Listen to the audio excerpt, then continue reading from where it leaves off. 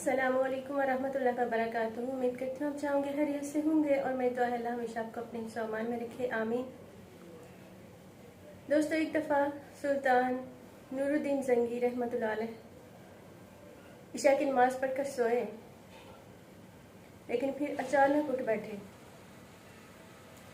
वो उस ख्वाब के बारे में परेशान थे जो मुसलसल 3 रातों से उनको आ रहा था, जिसमें सरकार दो आलम सल्लल्लाहु अलैहि वसल्लम 2 लोगों की तरफ इशारा करके फरमा रहे थे कि ये मुझे सता रहे हैं, इन्हें रोको।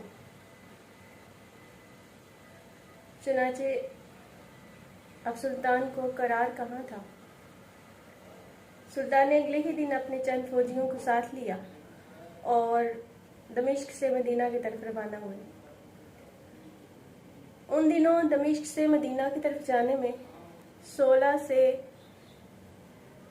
20 से 25 दिन लगते थे, लेकिन सुल्तान ने यही फासला बगैर रुके, बगैर आराम किए 16 दिनों में तय किया।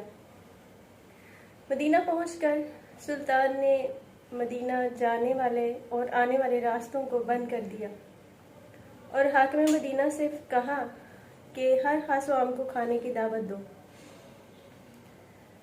जब लोग दावत में शरीक हुए तो सुल्तान हर एक को चेहरे को देखते, गौर से देखते, लेकिन उन्हें वो 2 चेहरे कहीं नजर न आए जो उन्हें ख्वाब में दिखाई दिए थे। अब सुल्तान बहुत परेशान हो गए। उन्होंने हाकिम मदीना से पूछा कि क्या कोई ऐसा है जो इस दावत में शरीक ना हुआ हो।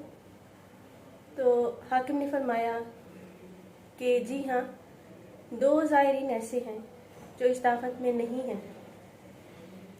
सुल्तान ने उन ज़ायरीन से मिलने की ख्वाहिश का इजहार किया। चुनांचे जब वो उस मकान में गए जहाँ वो रहते थे तो उन्होंने देखा कि उनके पास कोई ख़ास सामान नहीं है, सिर्फ एक चटाई है और कुछ खाने पीने के बर्तन और जाए नमाज। अचानक सुल्तान को चटाई के नीचे का फर्श लरसता हुआ महसूस हुआ। जब चटाई उठाकर देखा तो वहाँ एक सुरंग थी।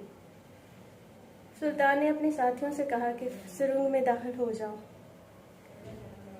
फौजी जब सुरंग में दाखिल हुए, वापस आकर बताया कि ये सुरंग आप सल्लल्लाहु अलैहि वसल्लम की कब्र मुबारक तक जाती है। तो सुल्तान ने बहुत गुस्से से उन लोगों से पूछा कि बताओ तुम लोग कौन हो और तुम यहाँ क्यों आए हो।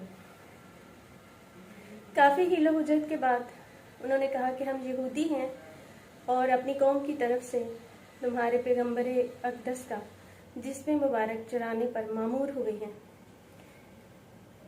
ये सुनकर सुल्तान गैज़ो गज़ब में आ गए और उन्होंने फौरन दोनों की गर्दन उड़ा दी।